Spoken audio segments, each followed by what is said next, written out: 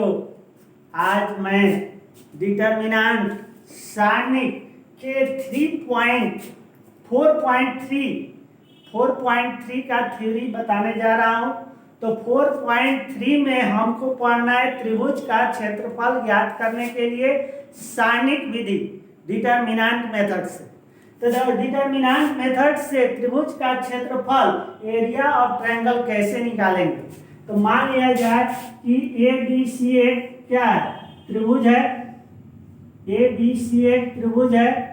इसका शीर्ष ए दिया हुआ है x1 y1, शीर्ष बी दिया हुआ है x2 y2 और शीर्ष सी दिया हुआ है x3 y3।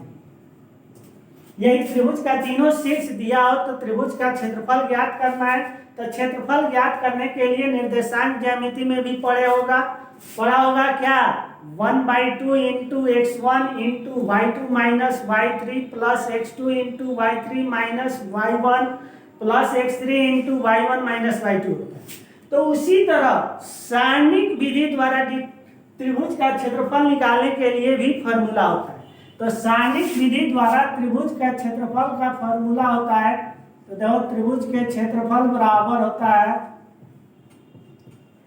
क्षेत्रफल बराबर होता है 1/2 डिटर्मिनेंट x1 x2 x3 फिर y1 y2 y3 1 1 1। यही सारणिक के प्रयोग द्वारा डिटर्मिनेंट के प्रयोग द्वारा त्रिभुज के क्षेत्रफल का फॉर्मूला होता है 1/2 x1 x2 x3 y1 y2 y3 1 1 1। कोई दिक्कत नहीं। तब इस फॉर्मूला के प्रयोग द्वारा हम त्रिभुज का क्षेत्रफल ज्ञात करते हैं। यही हमको एक्सरसाइज 4.3 में पढ़ना है। जैसे देखो एग्जाम्पल अब कह दिया जाए कि शीर्ष दिया हुआ है त्रिभुज का शीर्ष 3 5 फिर -6 3 फिर 2 4 वाले त्रिभुज का क्षेत्रफल ज्ञात करें। यही मान लिया जाए क्वेश्चन है। त्रिभुज का तीनों शीर्ष दिया हुआ है तो त्रिभुज का क्षेत्रफल ज्ञात करना है। तो त्रिभुज के क्षेत्रफल के फॉर्मूला में बैठा दो। तो त्रिभुज का क्षेत्रफल होगा, त्रिभुज का क्षेत्रफल बराबर होता है formula 1/2 determinant x1 x2 x3 y1 y2 y3 1 1 1। Formula हो गया। अब इसमें देखो ये पहला जो है x निर्देशांक होगा और दूसरा क्या घटक होता है y निर्देशांक। तो x निर्देशांक x1 होगा ये क्या 3, x2 क्या होगा -6, x3 होगा 2, y1 क्या होगा 5, y2 होगा क्या 3 और y3 क्या होगा 4। अब इसका मान इसमें रखकर और डिटर्मिनेंट निकाल लेंगे तो त्रिभुज का क्षेत्रफल निकल जाएगा। तो रखो 1/2 x1 3 होगा, x2 -6 x3 2 फिर y1 5 y2 3 और y3 -4 1 1 1। अब इसका डिटर्मिनेंट क्या करेंगे निकाल लेंगे। कोई एक पंक्ति लेकर डिटर्मिनेंट तोड़ देना है। तो पहला पंक्ति से डिटर्मिनेंट तोड़ो। तो 1/2 3 लेंगे तो इसका पंक्ति अब पहला पंक्ति से निकाल रहे हैं तो इसका पंक्ति स्तंभ साइलेंट 3 1 -4 1 फिर -5 लेंगे तो क्या होगा -6 1 2 1 प्लस 1 लेंगे तो कितना हो जाएगा -6 3 2 -4। नहीं अब 2 ऑर्डर में 3 गुना होगा तो 1/2 3 इंटू 3 गुना करो तो क्या होगा 3 माइनस तो +4 हो जाएगा। 3 से 1 में तो 3 और 1 से -4 में तो प्लस हो जाएगा, बीच में साइन माइनस होता है। -5 क्या होगा -6 -2 +1 इंटू क्या होगा 24 माइनस 6, कोई दिक्कत नहीं होगा। फिर यह गुना करेंगे, 3 से 1 में गुना हो गया तो 3, अब माइनस होता है -4 तो +4 हो जाएगा, -5 -6 -2 होगा, ये 1, ये क्या होगा 24 माइनस 6, तो कितना हो जाएगा 1/2, देखो इधर 1/2 इंटू 3 इंटू 7 हो जाएगा, -5 इंटू -8 हो जाएगा, +1 इंटू 18 हो जाएगा, तो 1/2 ये होगा 21 plus minus minus plus 8 5 40 plus 18।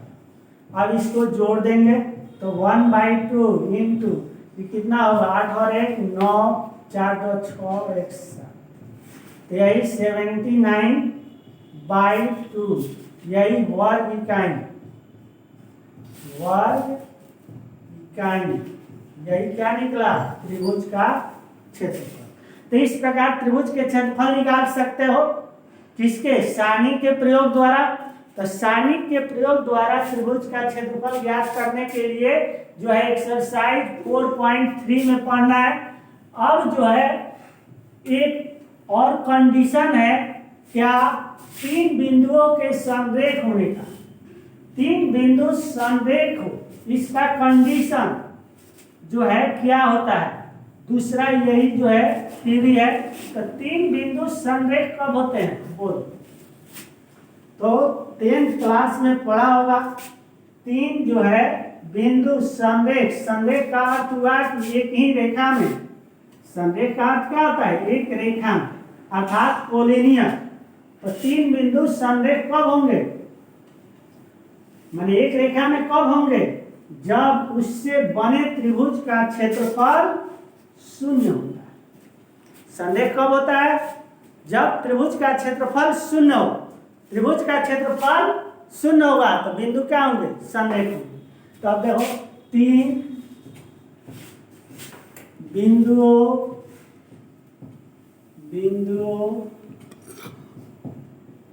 के संरेख होने का प्रतिबंध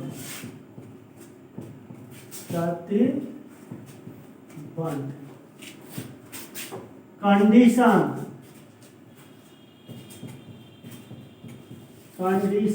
ऑफ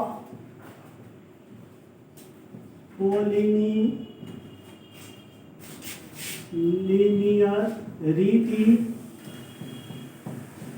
of 3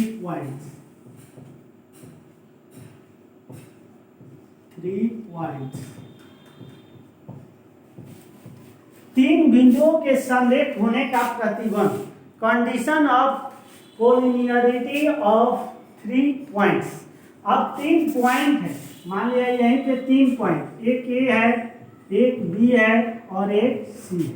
मान लिया पॉइंट ए का वैल्यू दिया है x1 y1, पॉइंट बी है x2 y2 और पॉइंट सी है x3 y1।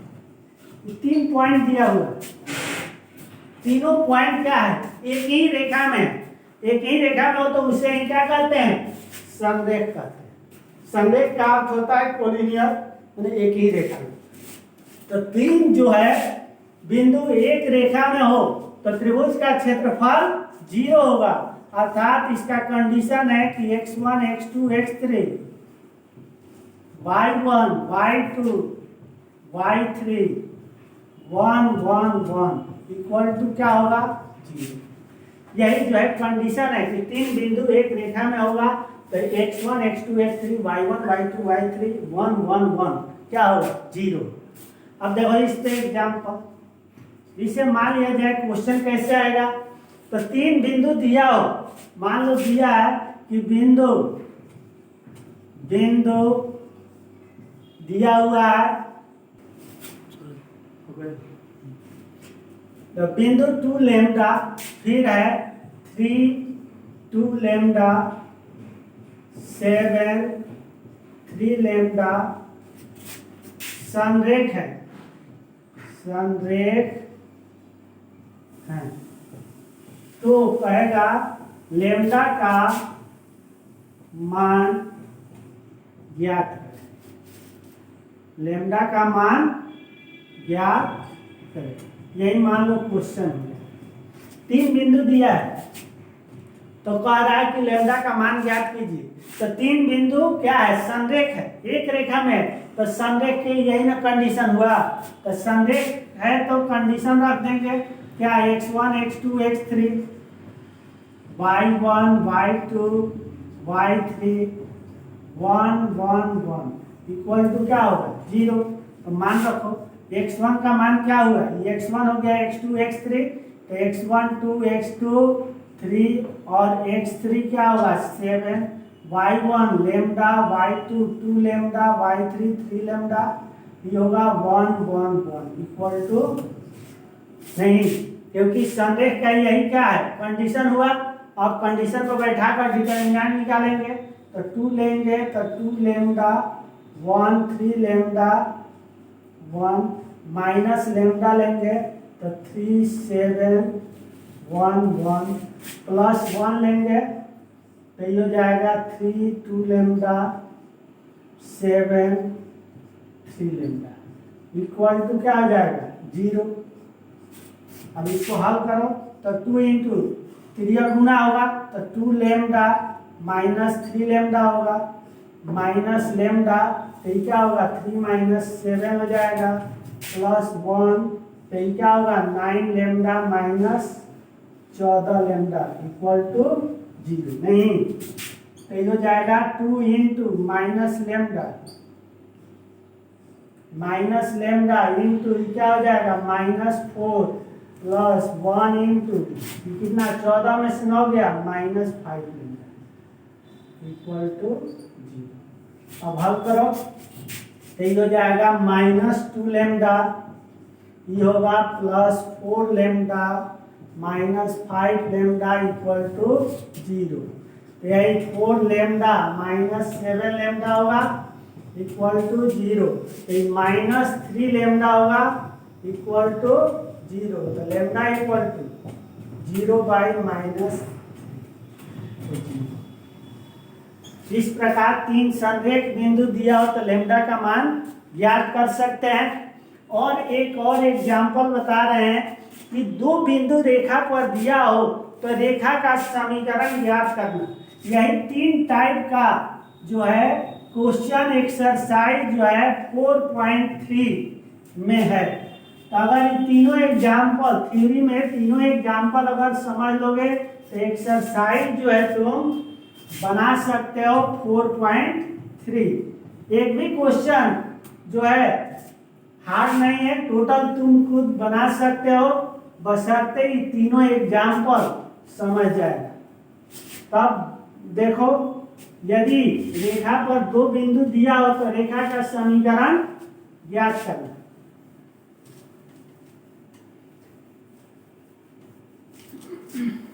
अगला एग्जाम्पल है,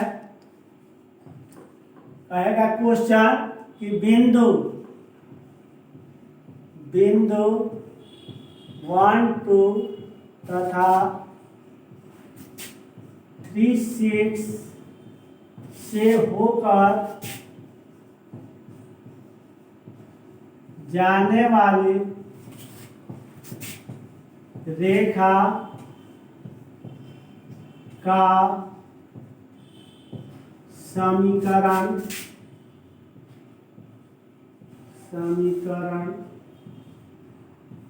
ज्ञात करें।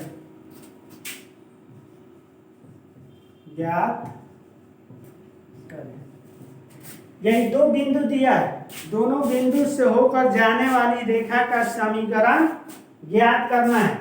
तो कैसे निकालेंगे, 2 बिंदु दिया हो तो इससे होकर जाने वाली रेखा का समीकरण जो है हमको ज्ञात करना है। तो ये दोनों बिंदु से होकर जाने वाला रेखा का समीकरण कैसे निकालेंगे, अब इसके बारे में हम पढ़ेंगे। तो क्या करेंगे, रेखा पर 2 बिंदु दिया है तो एक तीसरा जो है बिंदु अपने से क्या करते हैं x y मान लेते हैं। 2 बिंदु दिया है तो तीसरा बिंदु क्या करते हैं रेखा पर मान लेंगे, यही मान लिया जाए कि ए और बी, एक बिंदु ए दूसरा बिंदु बी दिया है। ए का मान क्या दिया है 1 2 और बी का मान क्या दिया है 3 6। अब इस दोनों बिंदु को मिलाने वाली रेखा का समीकरण निकालना है।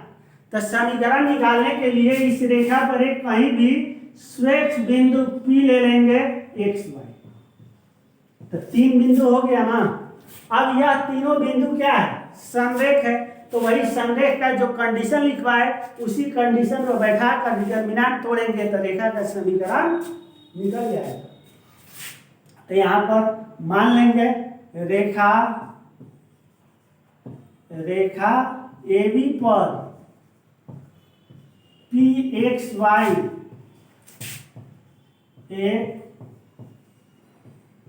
स्वच्छ बिंदु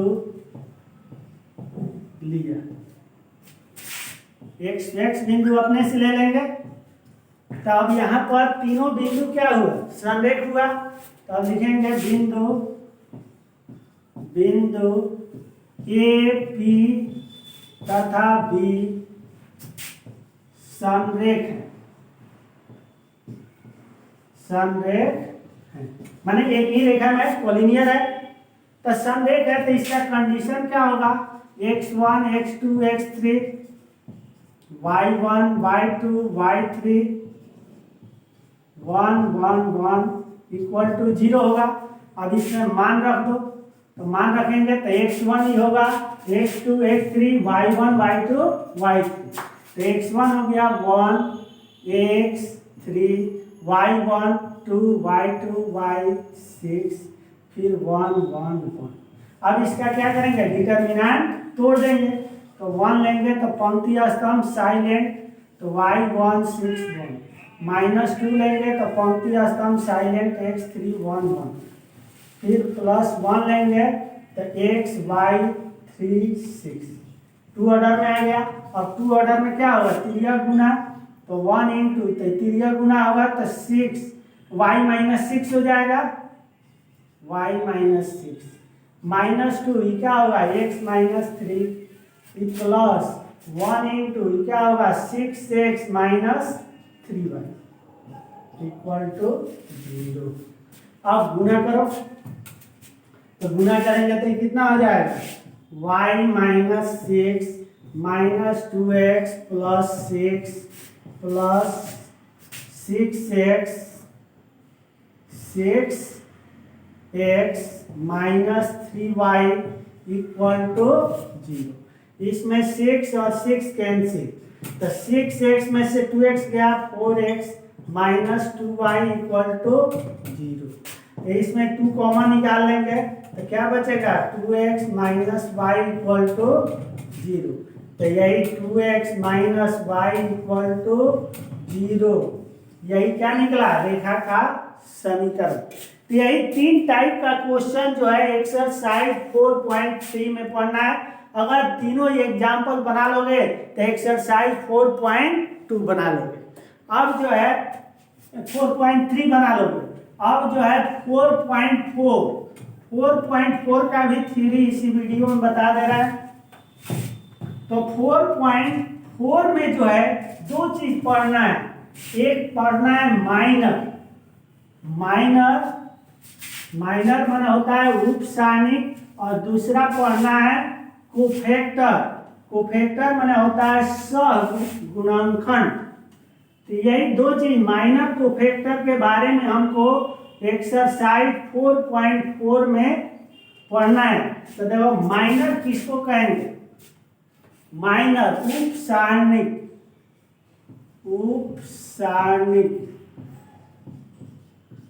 उपसारणिक को अंग्रेजी में कहेंगे माइनर माना होता है उपसारणिक। तो माइनर का परिभाषा देखो क्या होता है। तो किसी सारणिक के किसी अवयव का उपसारणिक उस अवयव के पंक्ति और स्तंभ को हटाने पर जो सारणिक प्राप्त होता है उसे उस सारणिक का उपसारणिक कहते हैं।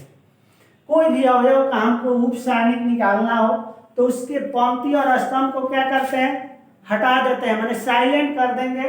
तो जो बच जाएगा वही सारणिक क्या कहलाएगा, उप सारणिक कहलाएगा।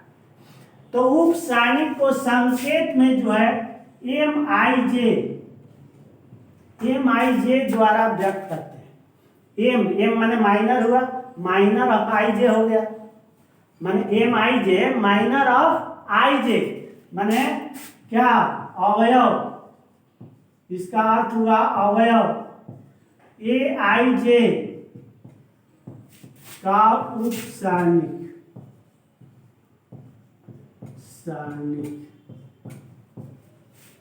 एम आई जे का अर्थ हुआ एम आई जे का अर्थ हुआ अवयव ए आई जे का उप सारणिक minor of element A I J, minor of element A I J, यही जो है एम आई जे माइनर का रूल। तो जिस अवयव का माइनर निकालना हो, जिस अवयव का माइनर निकालना हो उसके पंक्ति और स्तंभ को क्या करेंगे, हटा देंगे। तो जो शेष अवयव बचेगा वही उसका क्या कहलाएगा, उप सारणी कहलाएगा। जैसे देखो सिंपल एग्जांपल देखो, मान लिया जाए एक डिटरमिनेंट दिया हुआ है 2 4 6 7 8 9 5 1 10 कोई भी हो। अब इसके अवयव का हमको उप सारणिक निकालना है, माने अवयव 2 का उप सारणिक, 4 का, 6 का, चाहे 7 का, 8 का, 9 का, 5 का, 1 का, 4, 10 का, कोई भी अवयव का उप सारणिक निकालना हो तो उस अवयव के पंक्ति और स्तंभ को क्या करते हैं, हटा देते हैं। जो शेष बच जाता है उसका डिटरमिनेंट निकाल लेंगे, वही उसका क्या कहलाएगा, माइनर उप सारणी कहलाएगा। अब मान लिया हमको अवयव निकालना है क्या, अवयव A11 माने क्या, 2, 11 माने 2 का उप सारणी, उप सारणी माने एम क्या 11। तो इतना हम लॉन्गवेज लिखेंगे, चाहे शॉर्ट में M11 कह सकते हैं। तो M11 माने A11 का क्या हुआ, A11 माने 2 का क्या हुआ, उप सारणी। तो 2 का उप सारणी किसका क्या होगा, तो पंक्ति और स्तंभ क्या करेंगे, साइलेंट कर देंगे, हटा देंगे। तो क्या बचेगा 8 9 1 10, यही क्या जो बच गया वही उप सारणी। 11 माने पहला पंक्ति के पहले स्तंभ का उप सारणी, तो पहला पंक्ति और पहला स्तंभ साइलेंट, बच गया वही क्या हुआ, उप सारणी। अब क्लियर गुना कर देंगे डिटरमिनेंट निकालने के लिए। तो 8 से 10 में 80 माइनस 9, तो 80 में से 9 गया 71, यही अवयव A11 का उप सारणी हो गया। अब अवयव A12 का उप सारणी माने M12, तो 1 2 का मतलब पहला पंक्ति के दूसरा स्तंभ 4 का उप सारणी, तो इसका पंक्ति और स्तंभ क्या होगा, साइलेंट। तो बचेगा क्या 7 9 5 10, फिर हो जाएगा 70 माइनस 45, 70 में से 45 गया 25 नहीं।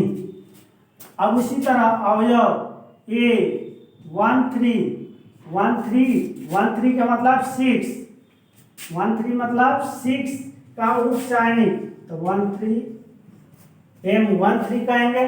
तो इसका पंक्ति और स्तंभ साइलेंट हो जाएगा। तो 7 8 5 1 13, इसका निकालेंगे तो पंक्ति और स्तंभ साइलेंट, तो 7 8 5 1। अब इसका डिटरमिनेंट निकालेंगे तो 7 माइनस 40 हो जाएगा, तो माइनस 33 हो गया। तो पहला पंक्ति के प्रत्येक अवयव का निकल गया। अब दूसरा पंक्ति, तीसरा पंक्ति इसी प्रकार निकाल सकते हैं। A21 का उप सारणी, तो M21, तो दूसरा पंक्ति के पहले स्तंभ, तो दूसरा पंक्ति का पहला स्तंभ क्या है 7, तो 7 का उप सारणी क्या होगा, पंक्ति स्तंभ साइलेंट हो जाएगा। तो बचेगा 4 6 1 10, तो ये हो जाएगा 40 फिर यह गुना करेंगे -6, तो ये हो जाएगा 34।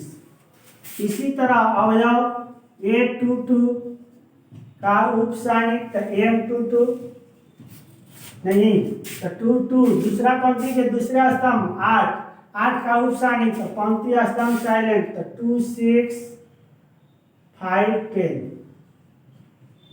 तो ये हो जाएगा 20 -30, तो -10 नहीं। अब अवयव A23,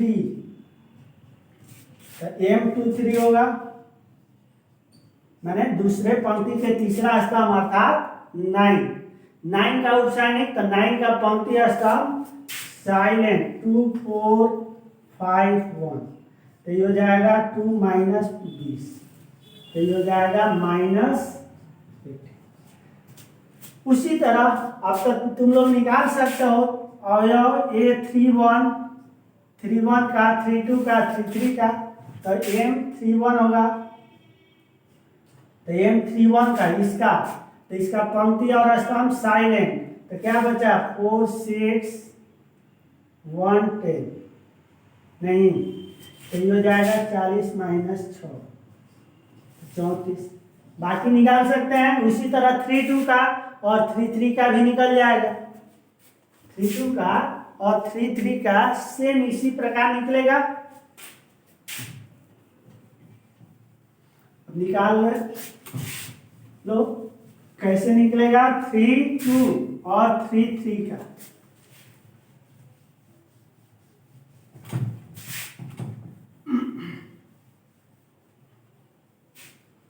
देखो अवयव, अब अवयव A32 का उपसारणिक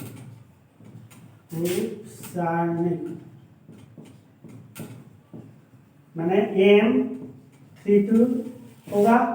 तो 32 का 32 माने 1 है, तो 1 का पंक्ति और स्तंभ साइलेंट करेंगे, तो 2 6 7 9 होगा। तो ये हो जाएगा 18 - 7 42। 42 में से 18 घटा देंगे, 12 में से 8 गया 4 3 तो 2 24 -24। उसी तरह अब अवयव A33 का उपसारणिक M33 होगा। तो इसका क्या हो जाएगा 33 का पंक्ति स्तंभ साइलेंट 2 4 7 8 8 दूनी 16 -7 28। तो अब 28 में से घटेगा तो कितना हो जाएगा 12। तो इस प्रकार हम प्रत्येक अवयव का क्या निकाल सकते हैं, उपसारणिक निकालना है। तो बस याद रखो उपसारणिक निकालना, और जिस अवयव का उसके पंक्ति और स्तंभ को क्या करते हैं हटा देते हैं, तो जो शेष बच जाता है उसका डिटर्मिनेंट क्या कहलाता है, क्या कहलाता है उपसारणिक माइनर कहलाएगा। तो माइनर निकालने जब आ जाएगा तो उसके बाद पढ़ना है हमको कोफैक्टर सहगुणनखंड। तो माइनर जिसको निकालने आएगा वही सहगुणनखंड निकाल सकता है। तो माइनर जब निकलेगा तो माइनर माने क्या, उपसारणिक को जो डिटर्मिनेंट का चिन्ह होता है उस चिन्ह के साथ लिखते हैं, तो उसे ही हम क्या कहते हैं सहगुणनखंड। सहगुणनखंड जिसको अंग्रेजी में कहते हैं कोफैक्टर।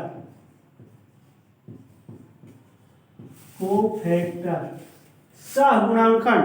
तो जब सारणिक के उपसारणिक, जैसे सारणिक हुआ उसका उपसारणिक जो होगा, उपसारणिक को सारणिक के चिन्ह के साथ लिखते हैं, तो उसे हम कहते हैं सहगुणनखंड कोफैक्टर।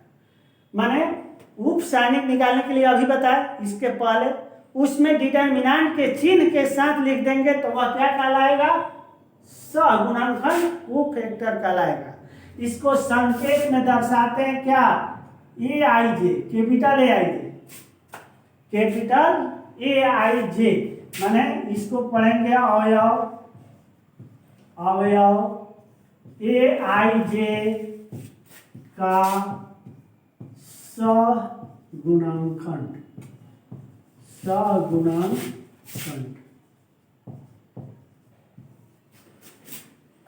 कैपिटल ए आई जे जहां भी रहे तो समझ जाओ, ए कैपिटल ए हुआ तो सहगुणनखंड हुआ, और सहगुणनखंड कोफैक्टर, अंग्रेजी में इसको पढ़ेंगे कोफैक्टर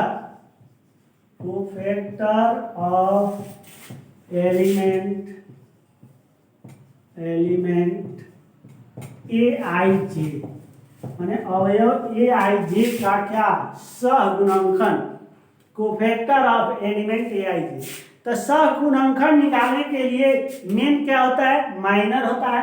जो माइनर निकाल लेगा सहगुणनखंड निकल जाएगा, क्योंकि माइनर से ही क्या बनता है, कोफैक्टर बना होता है।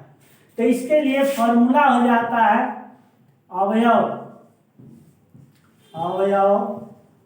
ए आई जे का सहगुणनखंड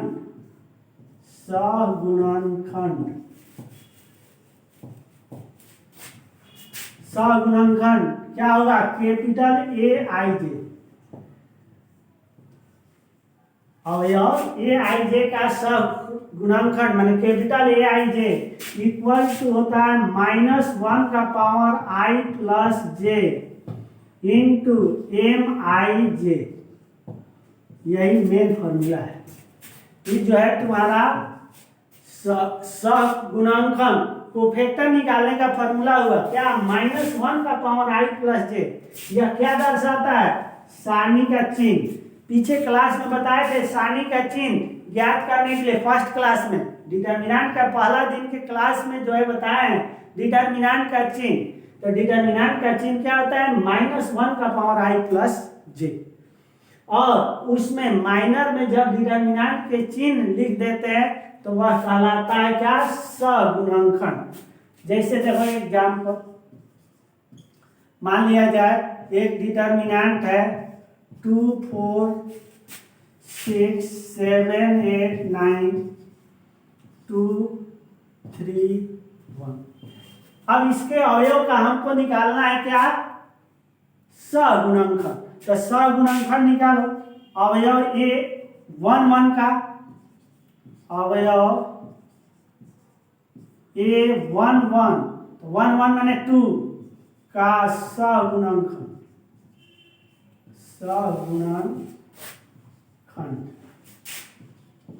तो इसका सहगुणनखंड क्या होगा, कैपिटल ए 1 1 सहगुणनखंड।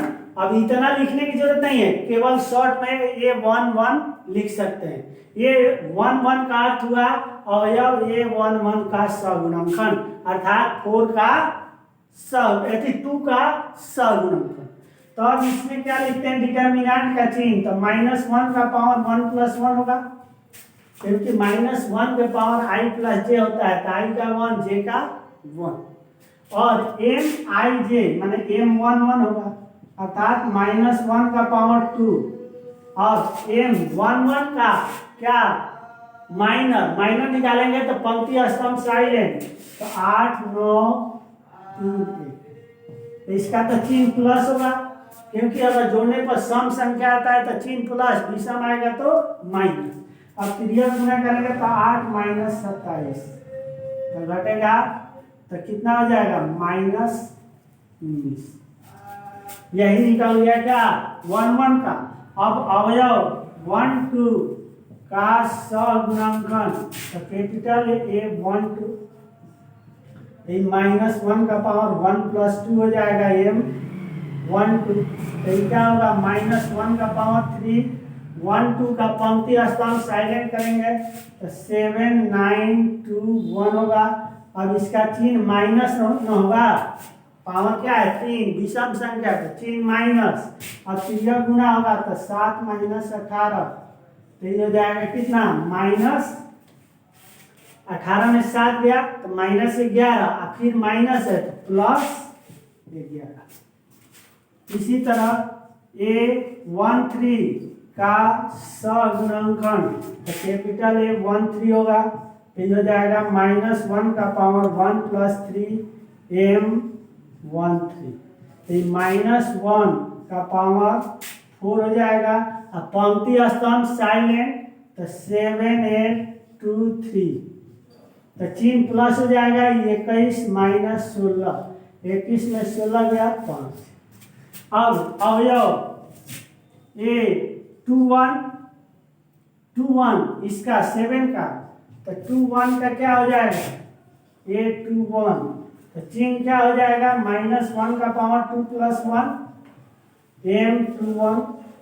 मेन माइनर में डिटरमिनेंट का चिन्ह लगा देना है, बस निकल जाएगा।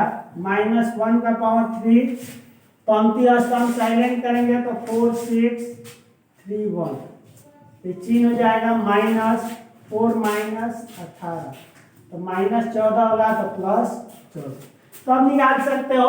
फिर इसी तरह निकलेगा 2 2 का, 2 3 का, 3 1 3 2 3 3, बाकी निकाल सकते हो चिन्ह। जो माइनर निकालने के लिए जान जाएगा वह जो है सहगुणनखंड कोफैक्टर भी निकाल लेगा। तो क्लियर हो गया होगा। सहगुणनखंड और क्या उप सारणी ज्ञात करने के लिए अब जो है सहगुणनखंड के प्रयोग द्वारा सारणी का मान निकाला जाता है। मेन हमको एक्सरसाइज 4.4 में यही दो चीज पढ़ना है। जो उप सारणिक और सहगुणनखंड नहीं पढ़ा रहेगा, अगला एक्सरसाइज जो है 4.5 नहीं बना पाएगा, क्योंकि अगले एक्सरसाइज में सहखंडज आव्यूह एडजॉइंट मैट्रिक्स और विक्रम आव्यूह इनवर्स मैट्रिक्स पढ़ना है। ये दोनों मैट्रिक्स जो है सहगुणनखंड निकालने जिसको आएगा तभी जाकर निकाल पाएगा। तो इसमें 3 संकेत याद रखना। स्मॉल aij रहेगा। स्मॉल aij का अर्थ क्या हुआ, अवयव। इसका अर्थ क्या होता है, अवयव, जिसको पढ़ेंगे एलिमेंट। एलिमेंट। फिर mij रहेगा, इसका अर्थ होता है माइनर, उप सारणी। उप सारणी जिसको अंग्रेजी में कहेंगे माइनर। अंग्रेजी में कहेंगे क्या, माइनर। और एक कैपिटल aij, इसका अर्थ होता है सहगुणनखंड। सहगुणनखंड जिसको अंग्रेजी में कहेंगे कोफैक्टर। यही 3 जो है संकेत है। अब सहगुणनखंड के प्रयोग द्वारा सारणी का मान ज्ञात करना। सहगुणनखंड के प्रयोग द्वारा, सहगुणनखंड गुणनखंड के प्रयोग द्वारा सारणी का मान ज्ञात करना।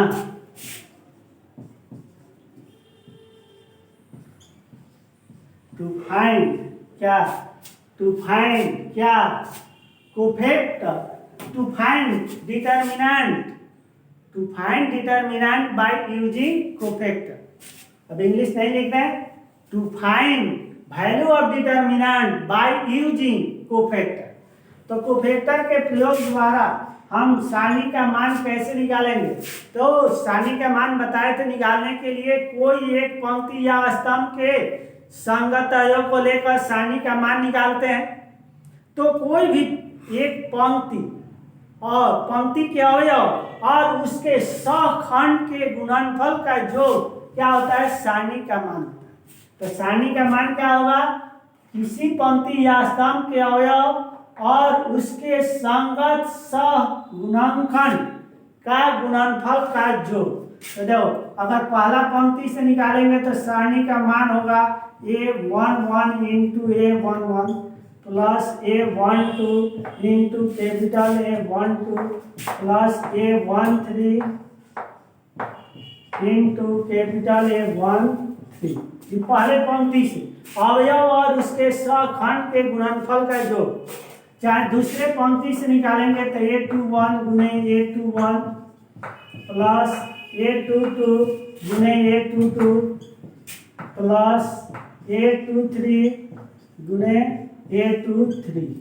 दूसरा पंक्ति से तीसरा पंक्ति से निकालेंगे A31 गुने A31 प्लस A32 गुने A32 plus A33 into A33।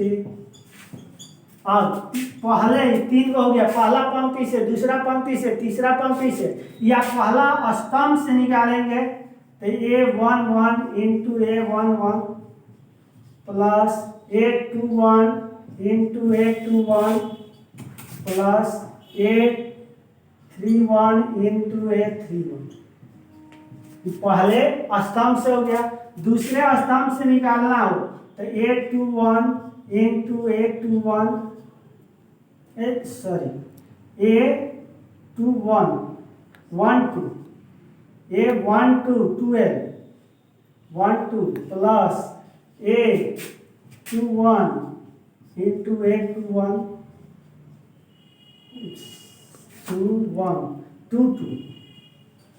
22 होगा।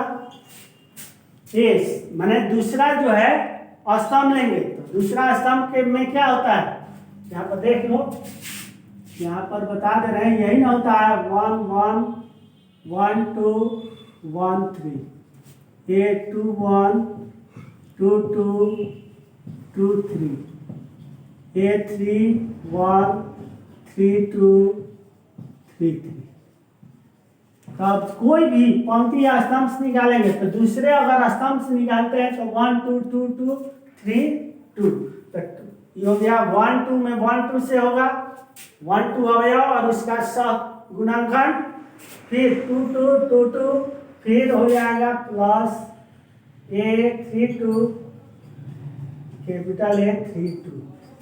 और एक होता है तीसरे स्तंभ तो A13 into A13 plus A23 into A23 plus A33 into capital A33। तो यही 6 प्रकार से हम सारणी का मान ज्ञात कर सकते हैं सहगुणनखंड के प्रयोग द्वारा। तो इतना अगर थ्योरी याद रखते हो तो एक्सरसाइज जो है 4.3 और 4.4 बना सकते हो। तो दोनों एक्सरसाइज का बनाना। अब नेक्स्ट क्लास में 4.5 एक क्लास और देंगे थ्योरी का, तो थ्योरी कंप्लीट हो जाएगा।